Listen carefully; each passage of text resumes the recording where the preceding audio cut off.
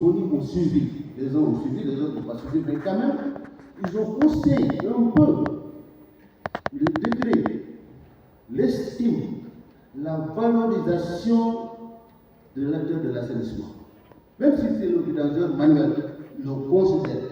C'est ça qui a fait la force de ces vidangeurs qui font qu'aujourd'hui, tout ce que l'État fait, le DG de l'ONAS est là assis, il s'appelle M. Sylvienne, qui, tout ce qu'il fait appel au vidangeur. Le ministre qui est là, présentement, qui était assis ici, là où je suis assis présentement, tout ce qu'il fait, il associe ses acteurs. De telle sorte qu'il les met en relation avec les banques qui ont confiance maintenant, qui mettent beaucoup d'argent. Si vous étiez au Sénégal, madame, votre projet serait déjà réalisé. Parce que nous, on a eu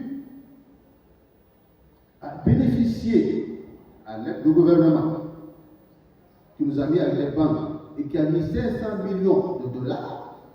On a eu autres 500 millions de dollars venant de la Fondation Bill et Melinda Gates. Et la banque à qui l'État a tordu le bras a mis 1 milliard de francs CFA. Donc, ces sommes réunies font état de 2 milliards de francs CFA qui nous ont permis d'acheter des camions à moindre coût. À 50 millions, un camion neuf qui a été vendu par des Sénégalais qui sont là ici. Donc ces camions venant de France, venant d'Europe, je dirais qu'on achetait jadis à 38 millions, qui ont fait 20 ans, 30 ans, avec une main. Vous les achetez avant de les faire, avant de les mettre sur la route, vous les réparez d'abord. Vous avez un camion qui est là, neuf, qui peut rouler 3 ans, 4 ans sans pourtant tomber en panne. Les chiffres d'affaires changent. Les choses changent. Les gens commencent à voir que dans ces camions-là, il y a beaucoup d'argent. C'est ça la force, n'est-ce pas, des Sénégalais. C'est ça que l'État du Sénégal a fait pour les villages sénégalais. Aujourd'hui, ils ont démarré avec 40 camions. Le ministre m'a promis hier, si ça continue comme ça, si vous respectez les paiements, si vous respectez vos engagements, je mets ça au bout.